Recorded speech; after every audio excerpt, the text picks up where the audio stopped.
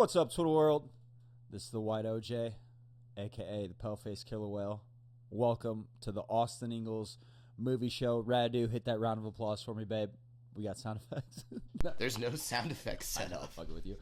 I am your host, Austin Ingels, and that other voice you're hearing, that is my producer, the executive producer of the show, Radu. Radu, let him know, baby. Let him know what's up. Guys? It's rad.u on Instagram. Yep.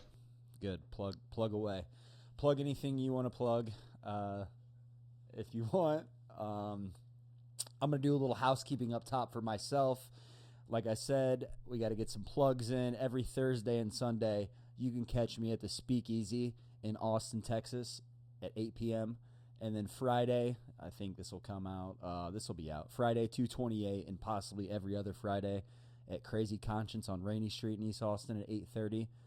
Hoping the Rainy Street Killer will come to the show and take out some comics, baby, because I don't need the competition, you know what I mean? Radu, what's up, baby? We both work at Crazy Conscience now. It's a beautiful, beautiful job. Radu, what do you think of it so far? I mean, so far so good. Yeah. Little goth girl came in the other day. I mean, I'm not mad. She added us both on Snapchat, didn't she? She did not snap me back after that photo. Nuh-uh, for real? No, for real. Oh, man. No. That throws my whole vibe off that she did that. Damn. Anyway, yeah, this is our first episode, you guys. Yeah,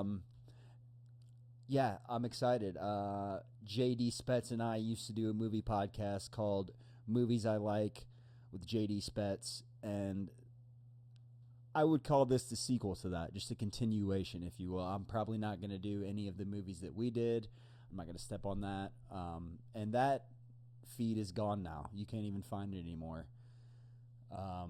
My sweet JD had to take it down. He'll probably call in an episode or two. I'm not sure if we're going to do guests or not. Right now, it's just going to be me and my boy Radu. I don't know why you're over there fucking laughing. What's on your mind? Tell me what's up. That's a lot of groundwork. Oh yeah, I mean, I'm gonna lay it out. I'm gonna lay it out flat for them. All right, I want them to know. All right, I want them to know what we're working with here. This is gonna seem very professional up top. All right, like I said, got the housekeeping out of the way. Now for a current event joke. Radu, do you have Netflix? I do have Netflix. Are you a true doc guy or true crime guy? Not a true crime guy. Okay. There's a new Gabby Petito documentary on Netflix that just dropped, and I don't think I'm a monster for wanting to watch the new Gabby doc as fast as I could. I think I'm a monster because of how fast it made me come. Bruh. Clip that. That'll be the clip. That's the chick who got in the van with the boyfriend, and then it was ominous, and the book title she was reading was kind of suggestive that she was being half of that was right, what you said. Yeah, her and her man decided that they wanted to do van life, and she decided that she wanted to be a blogger.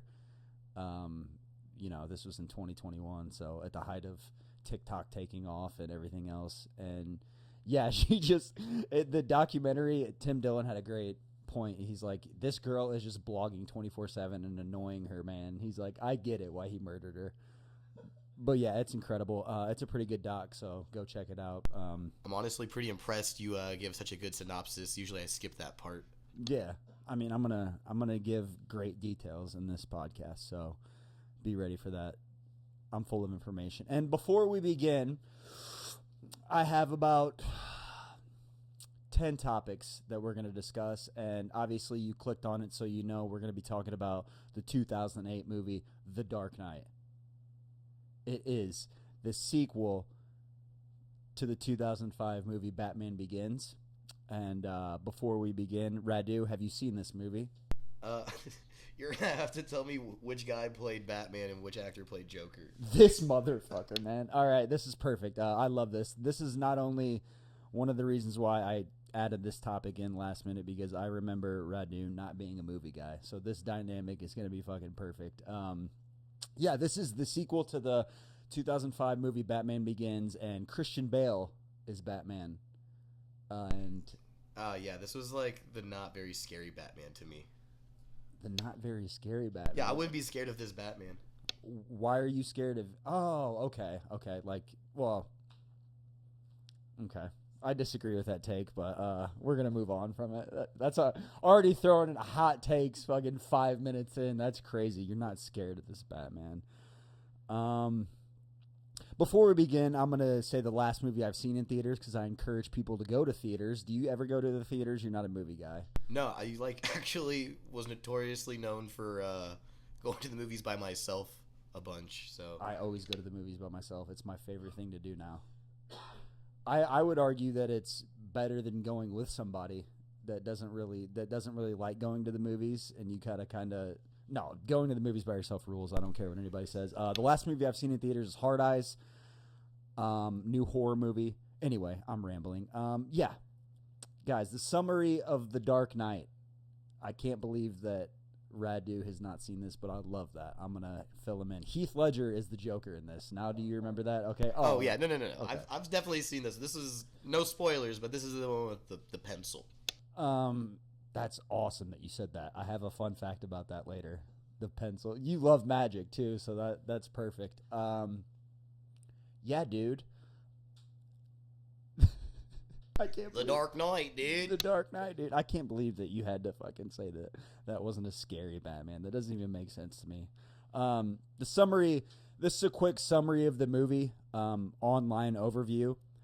With the help of allies, Lieutenant Jim Gordon, played by Gary Oldman, and D.A. Harvey Dent, played by Aaron Eckhart, Batman has been able to keep a tight lid on crime in Gotham City. But when a vile young criminal calling himself the Joker, played by Heath Ledger, suddenly throws the town into chaos, the Cape Crusader begins to thread a fine line between heroism and vigilantism. Wow. That's a pretty good summary of the movie.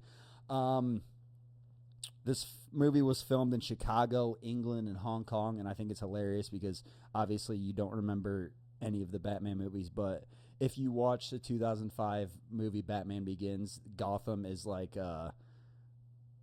almost like a shanty town, like Tim Burton-esque, like it's really run down and like comical. Like comically how dark it is, and then in the second movie, Christopher Nolan was just like, "Fuck it, we're just gonna film in Chicago." Christopher Nolan plays Batman in that one. Christopher Nolan is the director. Oh you my stupid God. son of a bitch! That's amazing.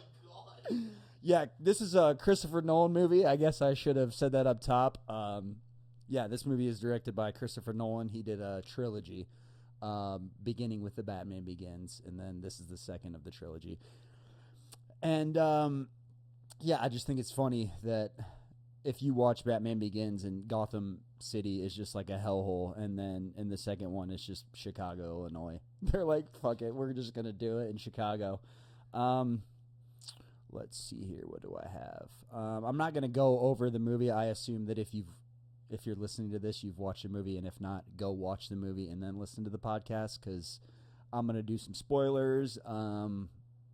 Yeah, so sorry, Radu, that I'm gonna ruin the movie for you again. No, I mean I've seen it. Like Okay. I just don't. I didn't digest it. Right. I mean, like, I'm not normally on our old podcast on movies I like. We would go over the movie and talk about it, but I'm just gonna. I have these topics. I'm just gonna run that through. We should have started a timer. I would have liked to know where we were at. Do you know? Perfect. That's perfect. That's so good. What do you think so far? How you liking it? You liking the vibe? Oh yeah, vibe's great. Vibes are always high between Radu and I. We're R.I.P. to Maggie Mays. Yeah, I guess we're breaking the news because I swear to God, nobody knows. Yeah, tell them about that. Bro, I go into my shift. Listen, dude, I go into my shift, my third bartending shift or whatever, and I've been grinding, dude. And I'm like thinking, okay, it's Sunday, it's the comedy show. I'm gonna wear the hot dog costume. So Yeah. I wear the hot dog costume all the way to work. I'm walking with the hot dog costume on, bro. On 6th Street On in 6th downtown Street. Austin. Because shout out to the parking spot, but it's so far away, bro. I walk 8 blocks. Nearly. Yeah. 8 blocks. And lo and behold, I get there and the door's just locked. And it's just black inside. Black Like the inside. Dark Knight. I Like literally, Batman's soul. I call my manager. I'm like, yo, where's the other manager? He's supposed to be here. He goes, dude, I just woke up from a nap. I hate to tell you this, but I go, hold on, before you say anything, FaceTime me. So I FaceTime him as a hot dog. I go, so tell me what's up, dude. Like, just know you're talking to this right now. He goes, man, the owner wants to close the bar permanently. Yeah. And dude, I'm like in a hot dog costume. I'm like defeated, and I'm sitting there like, damn, this really sucks. I look over. There's just like 6 dudes with a camera, and they're like, hey man, do you want to be interviewed? And I'm like, no, not really. And they go, you're Just already a lost his hot job. dog. Dude, it was ridiculous. So Incredible. yeah, Maggie Mae's randomly shut down, kind of changed the whole game plan out here, but we bounced back. Yeah, we're back. I told Radu that I wanted to start this podcast, and I'm glad that I told him because I was about to order all this equipment and shit. He's like, dude, I have all of that here. So, executive produced by Radu. Thank you, baby. The Dark Knight. This movie, the impact, this movie changed the landscape of superhero movies forever. It was the first movie to go over $1 billion. And I don't know why you're laughing because that's a fact. This and Iron Man came out in the same year. This set the tempo for superhero movies. Like fandom, superhero movie fandom, because like No, like, I mean, before this, the best, like, as far as good movies, what, like, making it a movie, making the plot, like, not just, you know. okay, yeah, I see. Okay, you made me explain myself, you piece of shit. No, Heath Ledger won the posthumous. I don't know how to say that word, and I should have looked him up. Should have looked it up. He won the award, the Oscar for the best supporting actor. He was already passed away, so posthumous Oscar. I don't know if I'm pronouncing that word correctly. God damn it, I should have Googled it. But yeah, dude, this was the first superhero movie to go over $1 billion.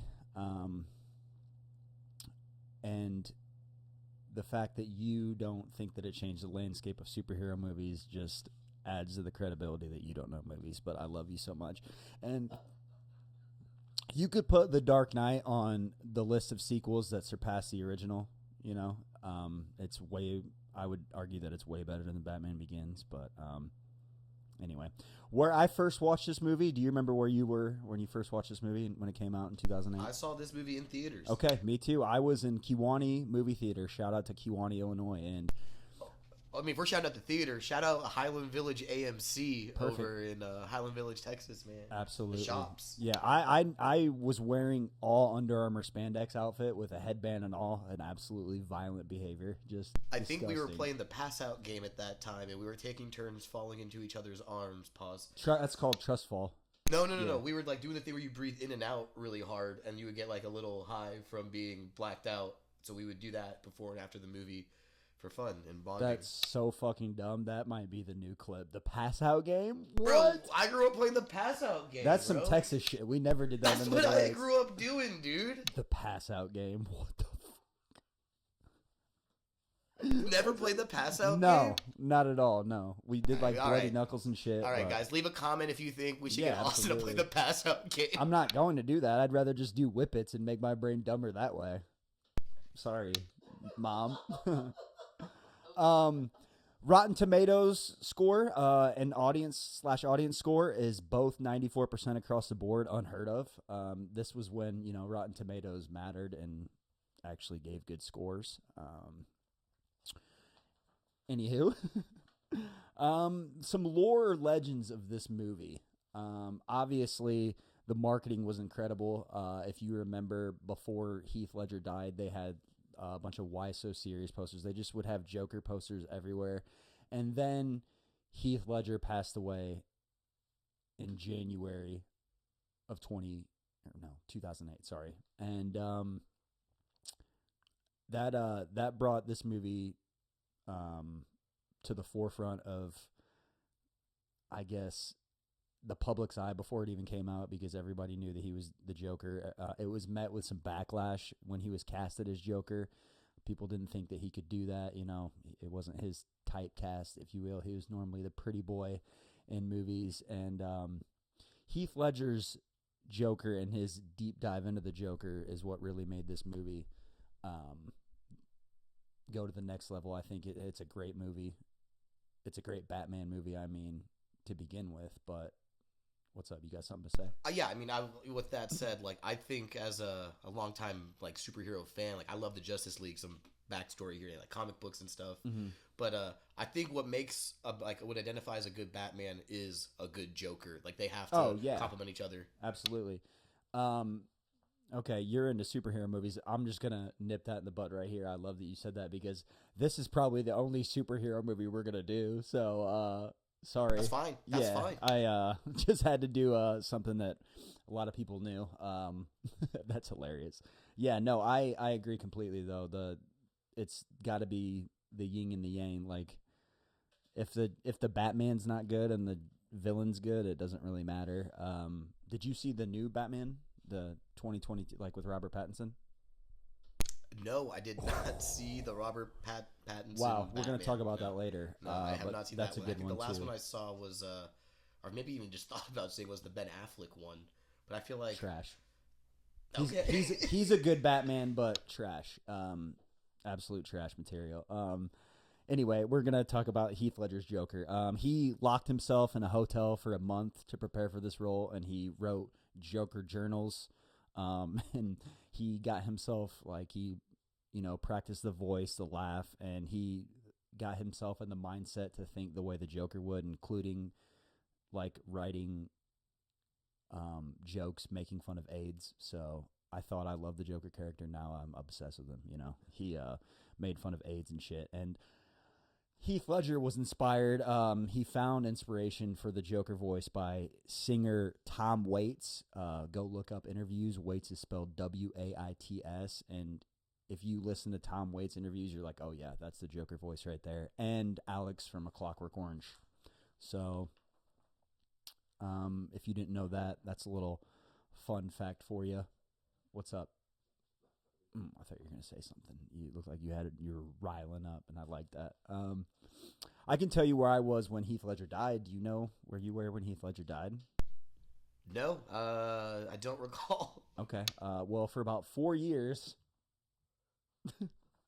my family and I would go to a fun city in Burlington, Iowa. We'd skip school with a few friends. It was incredible. And we got back from there like mid-afternoon, and I got on the family computer. Remember those days of getting on the family computer before iPhones? I actually got my own computer as soon as we got a family computer. Oh, too. yeah, dude. You've been a gooner for life. I don't think. Yeah, I think I have been. I think I'm from a very young age. I think Yeah. Like fifth grade, I remember. I would never even imagine gooning on my family's computer. But that's how I found out that Heath Ledger died. Not from gooning, but getting on the family computer. And it was all over the news. And 2008 was the Wild West internet days. So, media speculation was like, oh, he committed suicide. He did it on purpose, when really it was just an accidental drug overdose from sleeping medication. And legends ran wild immediately after he died. They're like, oh, the Joker role killed him. He died because of the Joker role. And we're gonna get into that later. Let's see. They speculated that because of the Joker, like I said, he committed suicide. But what's up? I just, with that said, like, what's up with people wanting to romanticize all these things and making it something like why does it have to be this story? It would make such a good media story. It can't be true. Like, it's just a guy and an accident happened, and we view his life under a microscope because he's a celebrity. Oh yeah, and that's what I'm going to talk about later. Is that's one of the reasons why I think this movie is so romanticized, is because of his passing. But I'm going to jump to that later. But yeah, you're right. The media does just absolutely, and this began then. It's only gotten worse now with social media. But yeah, dude, that's a very good point. Is they romanticize the shit out of it, and he had just had a kid too. Like, I remember them plastering her all over the news, and he his baby mama is Michelle Williams, who's a famous actress as well, and they just would always have clips of her, and it was just like, man, they really wanted this to be something deeper and darker than what it was, when really he just accidentally overdosed on sleeping medication. Um, Like a good dad. like a good dad. Incredible. You said earlier, every Batman movie needs a good Joker. I think this is the best Joker iteration there is, hands down. This goes up there with my favorite movie villain, movie character possibly of all time. What about you? I mean, Joker. As I far didn't as give you much time to prepare for that question. no, but no, yeah. it's okay. I've been ready actually my whole life for this question leading up to this moment. I want to bring up Joaquin Phoenix's Joker from the newest Joker movie. Okay. Because I think it. Can I give a spoiler? We're not going to do this again, are we? No. So I'll give a little spoiler. Shout out to everyone who watched Joker 2 already. Oh yeah, Joker 2 is an absolute abomination to film. Well, I mean, look, here's the deal. We technically see the Heath Ledger Joker be born at the end of that movie when he like kills him. I mean, if you want to call it that, No, it's definitely that because he like. Here's my problem with that. No, I agree. I agree, but. And here's what I have an issue with the latest Batman is like I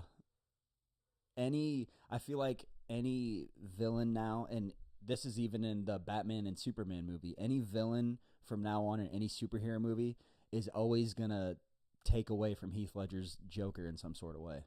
You know what I mean?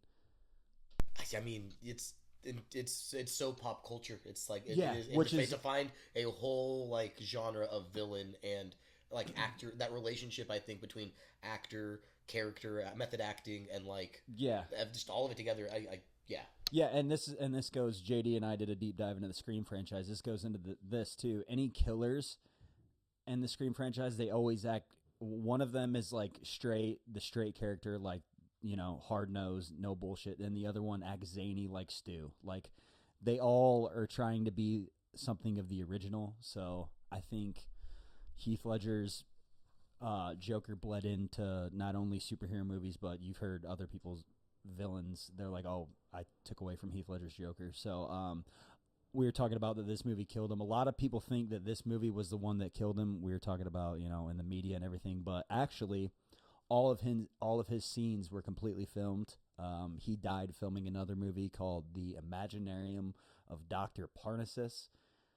Absolute trash movie. I've only seen it one time. No, it's a mess, dude. He died in the middle of it. So they have like Johnny Depp, Jude Law. They have a bunch of different actors like playing his character. Andrew Garfield's in it, a Spider-Man. Shout out Andrew Garfield. Yeah. I feel like that guy he's a great Spider-Man. Yeah.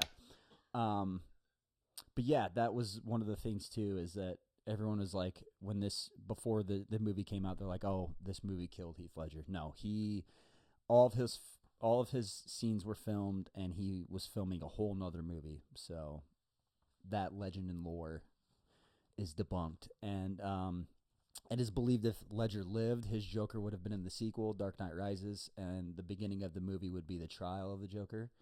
That would have been sick to see Joker and Bane together. Do you remember that one, Dark Knight Rises with Bane? Why so serious? Was that Bane doing Batman? Was that Bane doing Joker? You were born in the dark. That was I'm really good at a Bane impression. Hold on, listen. All right. I was born in the dark, raised in it. Before I was a man, I never even saw the light of day. Yeah, that was really good. Fuck. Where is Harvey Dent?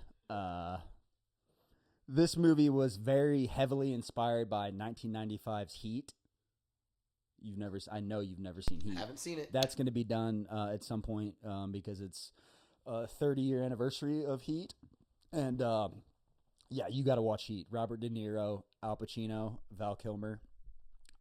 It's like the greatest fucking action movie. It has the greatest shootout sequence in action movie history.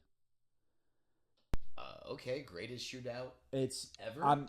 I promise you, even to this day, any movie that you've seen after 1995 ripped off Heat, and this movie shamelessly ripped it off. Christopher Nolan said that. I'll talk about that later with him and Michael Mann. But yeah, dude, it's absolutely 100% Heat with Batman. So that's a little fun for you. Where are we at? About 25 in? Actually, 24 minutes and 55 seconds. You see how fucking good I am at this So shit? good at keeping time. Yeah, well, I do this shit. That's actually insane. He's only to ask for one time check this whole time. Yeah, I mean, come on. What are we doing here?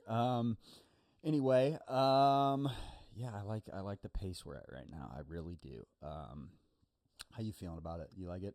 Oh yeah, I love it. I mean, digging it? like, you know, as you say, we're not gonna do any superhero stuff. I feel like we should take the time here, real quick, if you don't mind, to talk about the other great superheroes that have supervillains, like Spider-Man, Green Goblin, Okay. and then all the other. Well, that's a good point. I said earlier that this, set the tone for superhero movies.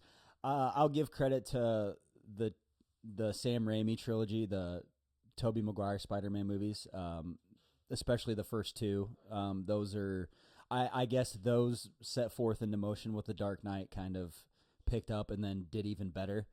But as far as emotion and that those are the two I think before this that you could argue started it all. Obviously, they were before it, so they started it all. But just the Dark Knight did it to the extremes that no other movie did. I can't think of the word that I'm trying to look for, but No, I I got feel like podcast brain. it is the what's the word? The the Yep. we'll just edit that part in. No, we don't even have to edit. We're not editing a goddamn thing. This is beautiful, baby. We're doing this on the fly. But yeah, you're right though. I probably won't do any other superhero movies. But you're right. There is always the villain. You got to have a great villain. And that's why I think Batman always has been my favorite out of them, because you have the Joker, you have Two-Face, you have the Riddler. I think Scarecrow. He's cool. No, And then the Penguin, see? and the Penguin was great. Spider-Man has the Green Goblin, and I mean he has Venom. He does have a lot. He's got Vulture. He's got Lizard Guy. He's got Doc Ock. I do like Doc Ock, Sandman. but the only Spider-Man they just seem to, I don't know. They were like nuisances, and he like solved some like little personal issue that like could just like one of them just wanted to be a better dad. I was saying they wanted to be a better dad. Yeah. Like the Joker is like evil incarnate that can't be killed. Yeah. It's like a generational curse. Well, the Green Goblin is just essentially, Marvel's answer to Joker. So you never realized that, did you? I never really Which thought... William Dafoe has always wanted to play the Joker because he just fucking looks like the Joker. His face looks like the Joker. Yeah, I know, right? Isn't that crazy? I think he the Joker, baby. Yeah, he might as well be. But yeah, no, he's just the Marvel's Joker. So, Spider-Man movies were great. I should have written that down earlier. I had that in mind. But moving on, next topic. Is this movie reboot proof? That'll be a topic. And I think yes, although there are other Batman iterations and movies and sequels, there will never be another Dark Knight. Because any other movie is just directly influenced by the Dark Knight now. So what do you mean by reboot proof? I they're not going to do it. Well, at this point, I mean, think about it. Everything has been rebooted. Every horror movie has been rebooted. They're rebooting, like they did Footloose, they did Point Break. For no reason, they just do Hollywood remakes. So that's what I mean. Do you think at any point they'll do a Dark Knight? I think so. Like, what is so like? I guess. Is the Dark Knight a certain version of Batman from like a certain like series of comics? Yeah, I should have. That's one thing too, is why I'm not going to do superhero movies. This is based on like the Killing Joke, I think, and then the Dark Knight, and then like Dark Knight Halloween. There's like 3 comic books that this is based on. And I will say, I've seen just YouTube clips have showed me this. There's a Batman called the Batman Who Laughs. And that dude looks I think he's from like the Arkham Asylum, but he's like a Joker, Batman, weird it's like a weird universe version of Batman, and it's like the craziest version of him I've ever seen. But it's like, will we ever get that in movies, or is that just gonna be? I don't know. Yeah, I hope not. Honestly, at this point, I know that the Batman 2 with Robert Pattinson, it'll be out next year at some point. And I love the new Batman. I would argue that it's the second best Batman movie behind the Dark Knight, because it's essentially 7, but with Batman. I know you haven't seen 7, probably. I have not seen 7. We're gonna do that too. I'm gonna make you a cinephile. Okay, you're gonna be a cinephile one day. Excuse me. Sorry, coffee. Anyway, but yeah, I don't think that this will ever be able to be rebooted. Okay. or remade. Okay. I mean, Okay, you know, like, I feel like there's so much material to choose from as far as like making Batmans. I feel like it would be dumb. I feel like they're better off just like Oh yeah, picking that's another why. Batman. That's why it's dumb that they do all these new Spider-Mans and new superhero movies. We don't need any more origin stories. I mean, like, there's been 3 different Spider-Mans. There's been 5 different Batmans. I mean, like, stop. We know what Batman and Spider-Man and all these superhero movies But are. like, there's this sacred timeline they've invented, and then there's all the offshoot multiverse timelines. Yeah, But see- I feel like that makes it to where like the movie world has that same option that the comic book world had, where they could have these different like authors write over the same hero. So it's like the same thing, the equivalent of like a director saying, "Well, this is my interpretation of said hero based on these comics books." Yeah, all that is why I don't want to even get into superhero movies. I don't even like comic books and stuff like that. Yeah, I I don't personally either. I don't. just like Justice League and Justice League Unlimited, the animated series. I do not want to get into more of Yeah. the superhero. I've seen all the Batman. I've seen all the Christopher Nolan Batmans. I've seen all the Sam Raimi Spider-Mans. I don't even know if I've seen the latest Spider-Man because I had all the guys in it. The No Way Home, and that was a great movie. I cried twice in it. It was fucking good, dude. And I'm a crier. So there's a fun fact about me. Was there any crying in watching The Dark Knight? No. No tears. Let me think. No, I was in 8th grade when this movie came out, so Any dark moments? I was ahead of the curve on as far as like Joker obsession. I was on the bandwagon early, all right? I was obsessed with the shit when it came out. Everyone hopped on this shit after high school and, like, whatever. I'll say that on air. I don't care. People can fight me and comment on it. Now I'm going to go to my likes and dislikes. Obviously, Heath Ledger's Joker. I mean, iconic, won the Oscar. Just is in pop, like you said, is in pop culture forever now. That character, I'm going to talk about him. It was my 9/11. When he died? Yeah, I mean, I don't really remember where I was, but it was like my 9/11, like for a lot of people. That's beautiful. I remember 9/11, so it wasn't my 9/11. It was pretty. Actually, you know what? Damn, maybe it was my 9/11 too. How about that? 9/11 too. Because I loved Heath Ledger, and then like I just remember being obsessed with just the whole deep dive into his death. Because I've always been a morbid guy. If you know my comedy, you know me. You know that's how I roll. Christian Bale's Batman. I know you said that we haven't brought up anything about the Batman, and we're talking about Dark Knight. I know. We haven't even brought up Batman. That's crazy, this whole right? time. That's what's insane about this movie is that Heath Ledger's Joker just completely takes over Christian Bale. I mean, Christian Bale is my favorite Batman of all time, which is crazy that you say that he's the least intimidating. He's the biggest playboy. Like, he looks... Here's the deal. My memory of this version of Batman also might be getting confused with how he looked in the cover of the Machinist movie cover. Jesus Christ, yeah. Yeah. Yeah, Like, he went... Which is a whole nother topic to discuss. He went from the Machinist to Batman Begins, where he packed on, like, 60 pounds of muscle. Yeah. I only remember the cover of Machinist. I think that's a Guinness Book of World Record, like the weight gain between the Machinist and Batman Begins. I think that at one point it was a Guinness Book of World Record, and that's crazy that that's what you think of him, because he's a method actor too. That's what's beautiful about this movie is like these characters and actors in this movie are all real actors. So that's what makes these 3 Batman movies even more iconic than they are. Yeah, we haven't talked about Batman at all. He is the best Batman though, in my opinion. He besides his voice in some parts, I'm going to talk about that later, where he's hard to understand. They made his suit more agile, and it's like meta, where he talks about that he needs it to be faster and leaner. That was just how everyone, if you've watched any interviews about anybody who has ever played Batman, they're like, "Oh, the suit is a nightmare." I know this. Somehow I have all these Batman facts suddenly. Yeah, like let's go. People wearing the original Batman suit had to turn their whole bodies. Yeah, they couldn't turn their neck. So, like in this one, they wanted it to be, the most agile, fast. It was meta with every Batman suit. So That is pretty cool. I do. If you've watched American Psycho with Christian Bale, I know of it. yeah, he definitely has some Patrick Bateman vibes throughout this movie. All I which know in love, too. American Psycho is Business that he card. wears headphones. Oh my god, dude.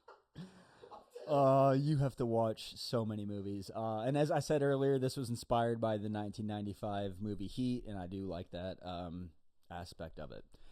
And now my dislikes. Yeah, Christian Bale's voice in some scenes you can hardly understand him when he's doing the deep Batman voice.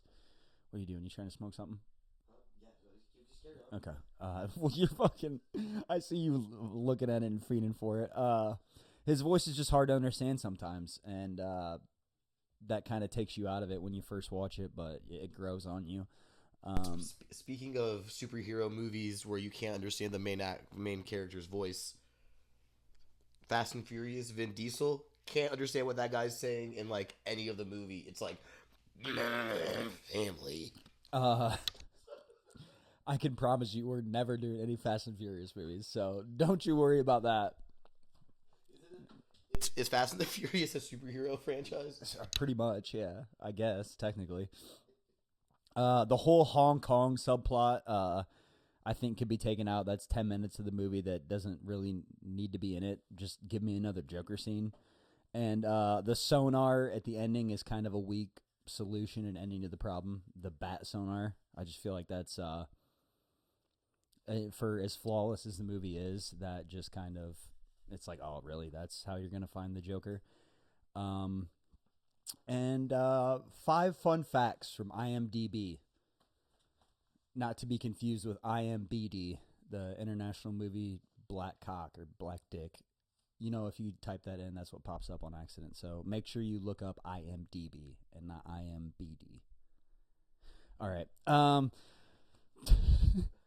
While filming a chase scene on Lake Street, the Chicago Police Department received several calls from concerned citizens stating that the police were involved in a vehicle pursuit with a dark vehicle of unknown mailer model.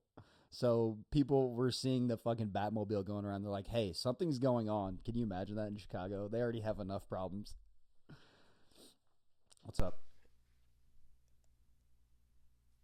I wish I had the Batmobile. Yeah. Yeah, he every scene that the Batmobile's in, they like scale model it. So that's pretty cool. That brings up a thing real quick, and sorry if this is derailing it all.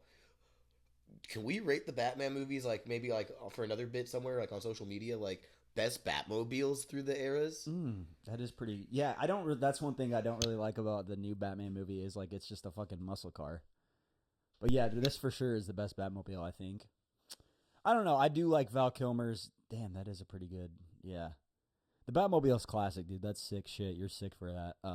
We'll talk about the top 5 Batmobiles next time on social media. Comment, Guys, leave your comments. Drop the comments on Spotify and the Apple, whatever. Everywhere, wherever you're listening Wherever you're listening to this, drop a comment. Or on please, Threads. For the boy. The famous pencil scene that you brought up. That was shot in 2 days and took 22 takes. And Nolan decided to stage the stunt for real with the stuntmen swiping the pencil away at the last minute. And apparently there were 3 knockouts while filming that scene. So 3 stuntmen were knocked out filming the Do you like magic? I'm going to make this pencil fascinating disappear. Movie trivia. Ta-da. Your Joker impression is so good. You should know. You bought it. That was bad. That was a bad one. Fuck. In the documentary I Am Heath Ledger that came out in 2017, Heath Ledger's vocal coach on this movie, Jerry Grinnell, stated that Heath had to continuously lick his lips due to his prosthetic coming off whenever he spoke. He eventually made this a tick of the character, so, you know, the classic licking of the lips. That was purposeful, so I thought that was pretty cool.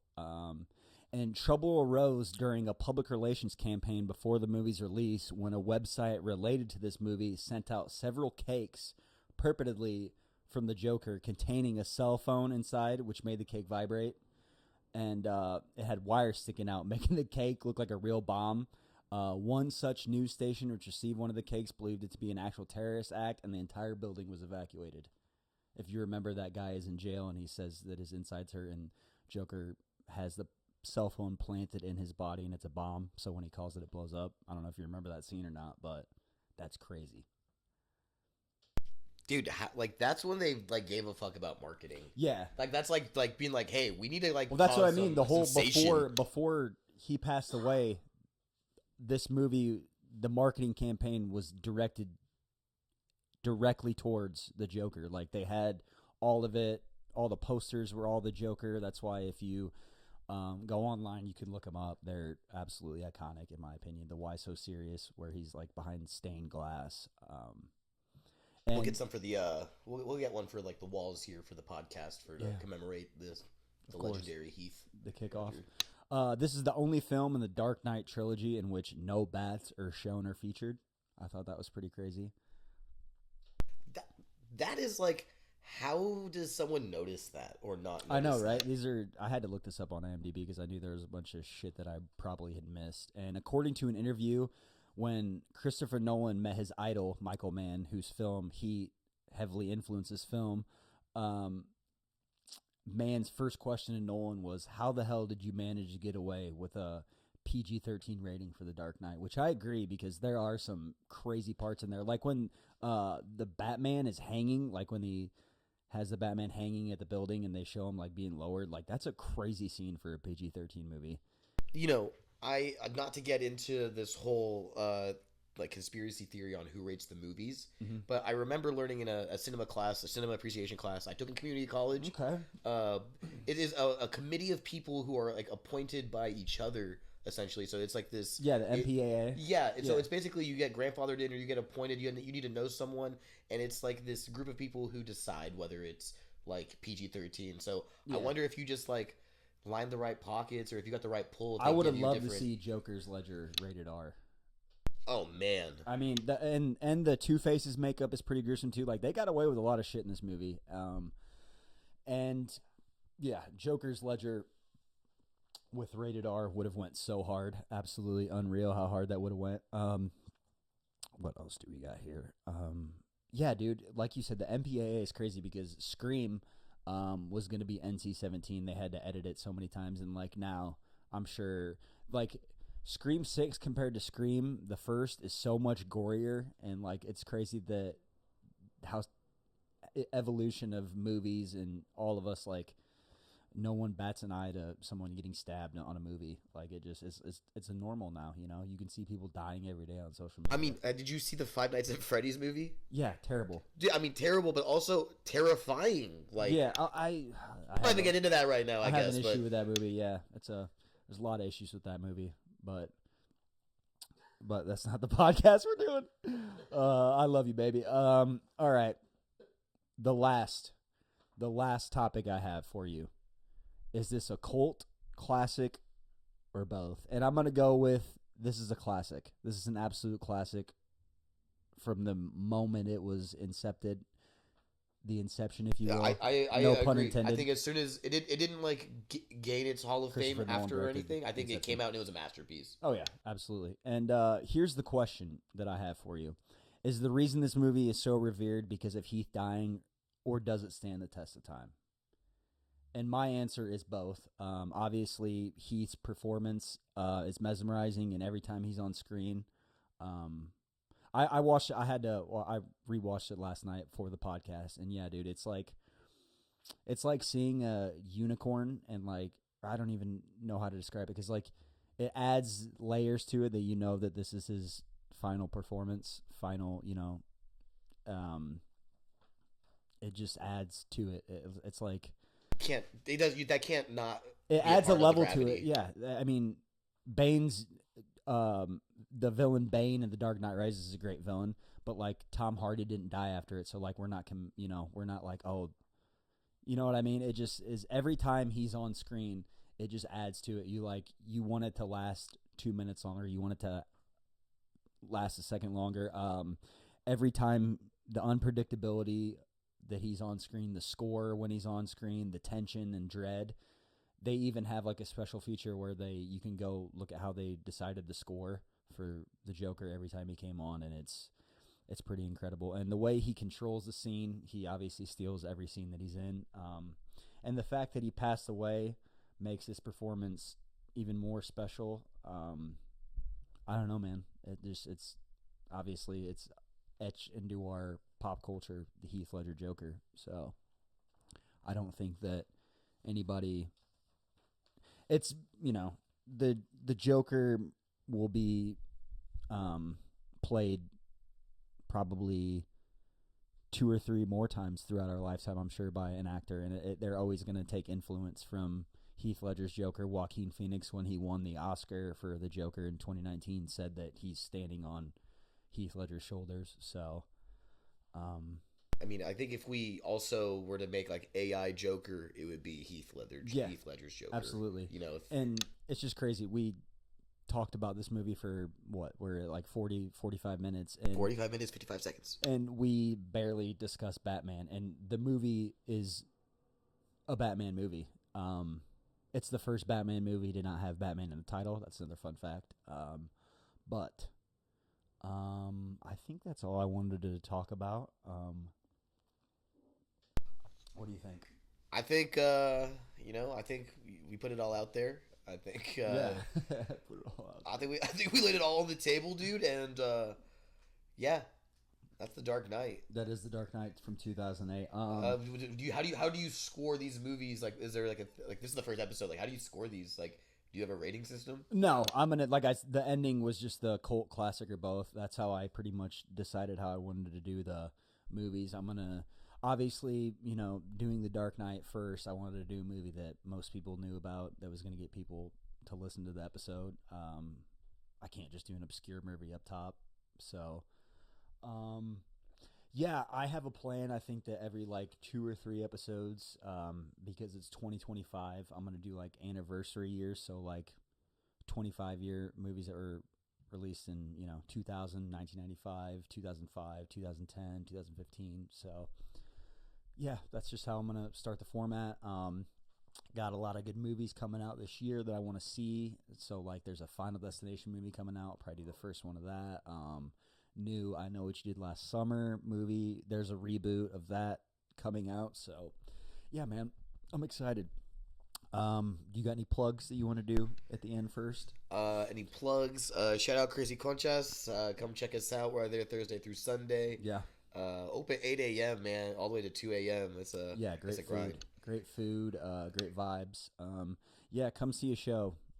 Shout out Richie Flo helping us set up the podcast equipment today. Shout out my roommate Ben Buck, yes. Austin, Texas legend. Absolutely. Who else would I shout? Give them all out. Get them all out. Okay. Shout out my boy Austin Ingels, bro. Let's get out here showing out. Hopefully this whole thing is good, man. I love talking about this stuff. Your fun fact, maybe put these in the mix or in the ether of movies. Have you seen the movie Brick? Brick? Yeah, with Joseph Gordon-Levitt, one of his first when he was younger. No, I haven't. Old JGL movie. Okay. I'm a huge JGL fan. Yeah, I love him. He's great. But they're Brick, and then what's the other one? Memento. Oh, that's a Christopher Nolan movie. Oh, the director of yeah. I know a little more than I let off, huh? There you go. I'm cultured. See, that's what's great. He's seen Memento, but he hasn't seen fucking... Oh, I love you, buddy. Yeah, thank you, Radu. Yeah, go like and subscribe. Tell your friends. I think next week we're going to do Without a Paddle. I just watched that recently. Perfect. I'll watch it again, though. Yeah. Because I wasn't really paying too much attention, but they did get... I saw some titties. Do you want maybe? Or maybe I don't butt? think there's titties in it. I don't know. You're horny. You're so horny. It's crazy. I'm not a pervert. This dude's a fucking gooner. Don't you ever. All right. Thank you, everybody. That's end to it.